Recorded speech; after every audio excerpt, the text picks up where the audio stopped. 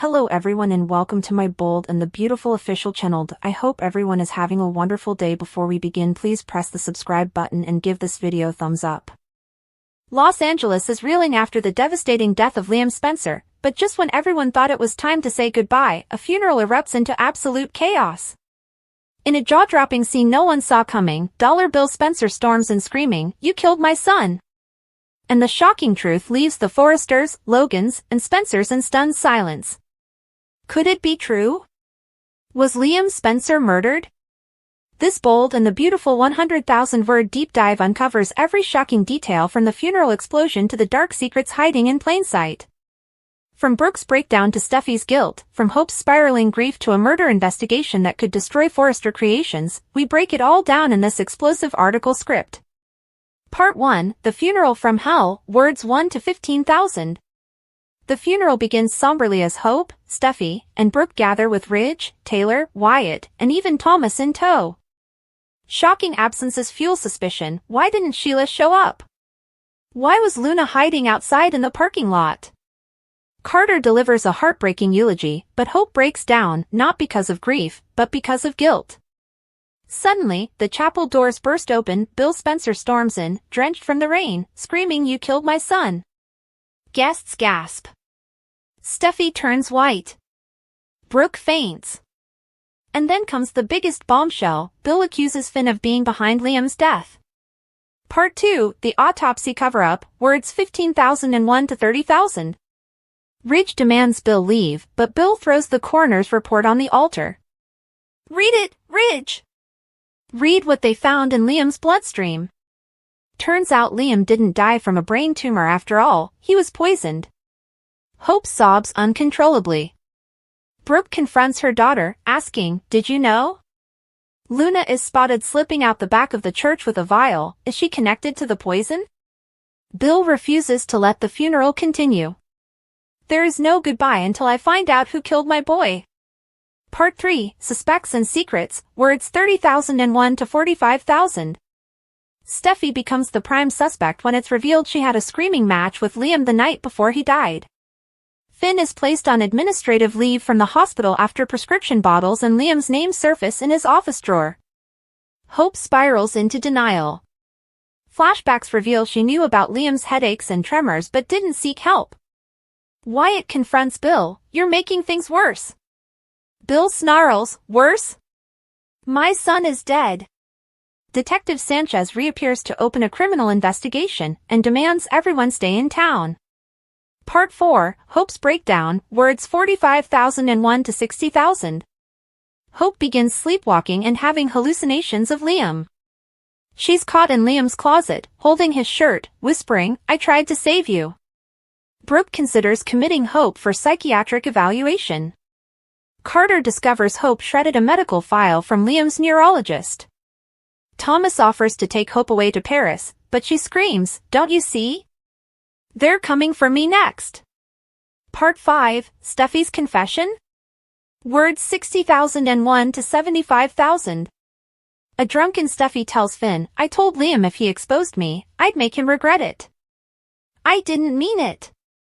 Sheila returns and drops a bombshell. She overheard Steffi and Liam's last conversation, and it wasn't pretty. "Sheila, he threatened to tell everyone about what happened in Aspen. You remember, don't you, Steffi?" A flashback to Aspen shows Steffi confronting Liam about something she did to Hope. Could Liam have been silenced to protect a decades-old Logan Forrester secret? Part 6, The Big Reveal, Murder, Not Illness, words 75,001 to 90,000. The toxicology report is updated. Liam was poisoned with digitalis, a compound found in a tea Hope gave him. But it wasn't Hope who mixed the drink. It was Daphne Rose, Forrester's newest intern, who had been working under Steffi's orders. Daphne breaks under pressure and tells Bill everything. It was never supposed to kill him, just make him pass out before the gala. Steffi didn't want him to make a scene. Bill collapses in tears.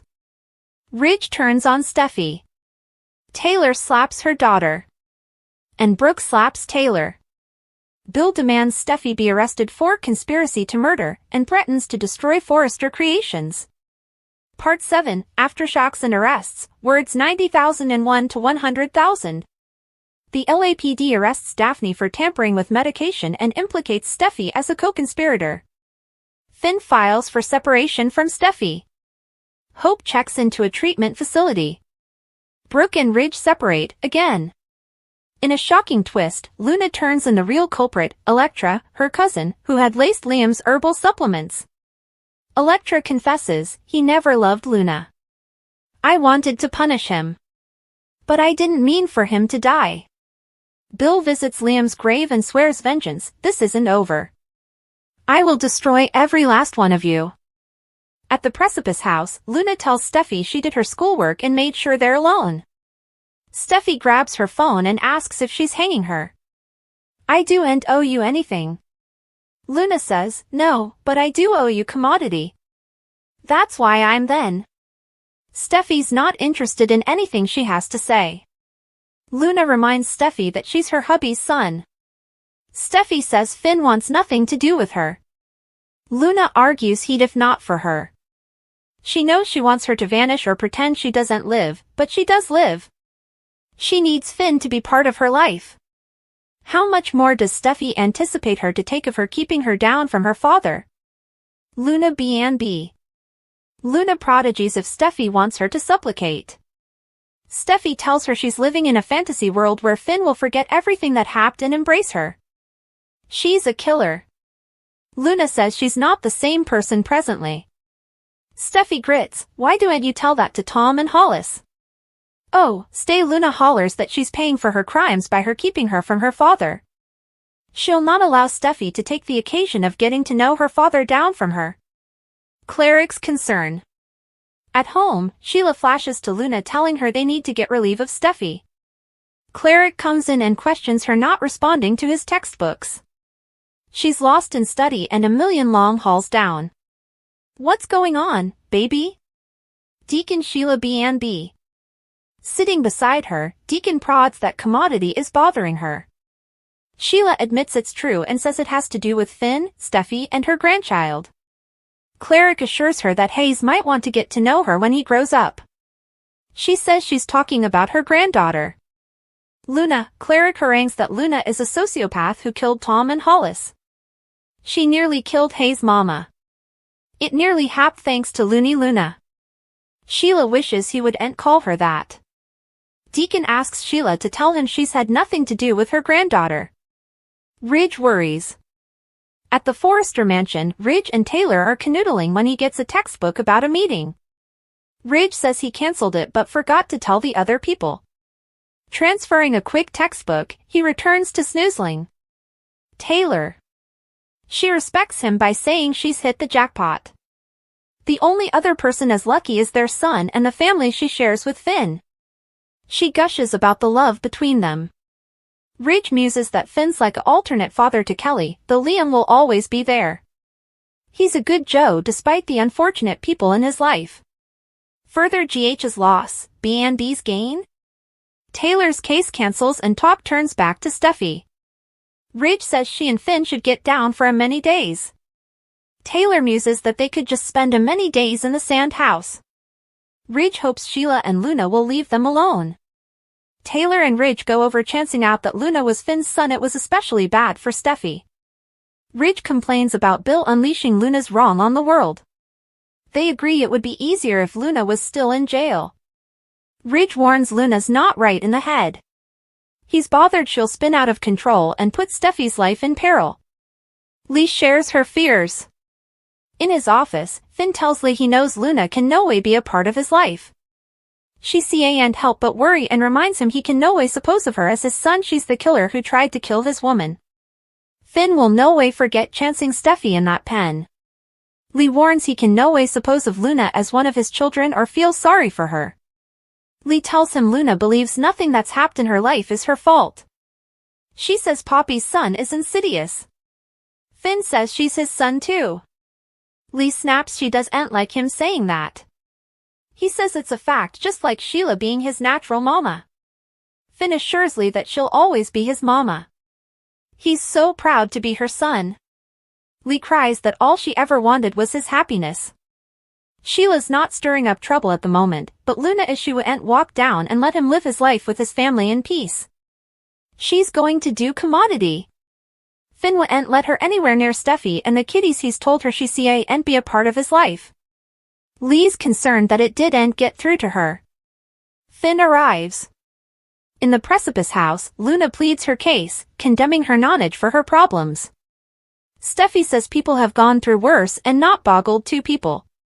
Luna insists that chancing out Finn as her father has changed her. She insists that Finn wants a relationship with her but can't have one because Steffi's shutting her out. Steffi points out that she's formerly again condemning other people for her situation and not herself. She's not taking responsibility for what she's done. Luna's trying to make her see what she's doing to her by keeping her from her father. She complains that keeping Finn from his son is cruel. Steffi can't believe she had the bitterness to speak on atrocity. Luna says he wouldn't be taking such a hard line if not for her. She doesn't want to fight with Steffi and pleads with her not to be inhuman. Do and keep me from my pater. Luna Steffi B&B. Steffi gops, I'm inhuman? Luna, you tried to kill me. Luna sighs. This isn't how she wanted effects to go. She just wanted to get through to her. Now, Steffi's making it more insolvable for her to have a relationship with her pater. Steffi says she's not making it insolvable. You are. Luna harangues that she should give her a break. She's not a trouble, she's just hopeless. Steffi reminds her she just broke into her home. Luna cries that this is killing her. I just want a little time with my pater. Finn comes by and asks Steffi if she's all right. She says she's and the kiddies aren't there, thank God. Finn reminds Luna she was to return. Luna pleads with him not to shut her out. Everyone differently has turned their reverse on me. Please, don't let Steffi make you turn your reverse on me too. Luna Finn Steffi B&B. At Deacon's place, he reminds Sheila she promised to have nothing to do with Luna. He knows it was delicate. Sheila loves him and she no way wants to betray his love and trust. That's exactly what she'd be doing if she keeps on doing what she's doing now. He asks what she's doing. She says she's been meeting with Luna. Cleric suits. Fire B&B bombshell, Luna confronts Steffi, Sheila breaks her promise, and Finn walks in on a Cliff House showdown. Fire. Bomb, you tried to kill me. Steffi's showdown with Luna turns into a cry for survival as Sheila and Deacon brace for fallout. Los Angeles, Forrester drama explodes as Luna Nozawa makes a bold, dangerous move that could shatter every fragile alliance left standing. The Bold and the Beautiful just dropped one of the most intense confrontations in daytime history, and fans are reeling. It all begins where many life or death battles have ignited before, the Cliff House. I did my homework. I made sure we're alone. Luna, calculating and defiant, right before the unthinkable. And just like that, the sweet-faced granddaughter of Sheila Carter becomes public enemy number one again. But this time, she's not begging for forgiveness. She's demanding access to the father she never knew, Dr. John Finnegan. The same man whose wife she once nearly killed. The same man who wants nothing to do with her. Firecracker the Cliff House confrontation, Luna versus Steffi. Luna Nozawa walked into the Cliff House uninvited, a ticking time bomb with a broken heart. Her voice trembled, her eyes flared, and her intentions were crystal clear, she will not be erased. Steffi, rattled but fierce, clutched her phone with steel resolve. Are you threatening me? Steffi Forrester Finnegan, ready for war. Steffi doesn't owe Luna a second of her time, but Luna? She says she owes Steffi everything, and that's why she's there. Except it doesn't take long for the tension to spiral out of control. Luna unleashes years of pain, accusing Steffi of destroying her chance at knowing her father. She's tired of hiding. Tired of being labeled a murderer. Tired of Steffi acting as if she doesn't exist. And now? She wants answers. But Steffi is in no mood for redemption stories. Tell that to Tom and Hollis, oh wait. Steffi, cold as ice, delivering a death blow. Fans held their breath as Steffi and Luna went toe-to-toe, hurling accusations like daggers. Luna screams that Steffi's robbing her of a father, while Steffi fires back that Luna's refusing to take responsibility for attempted murder. Then it happened. "Don't keep me from my dad."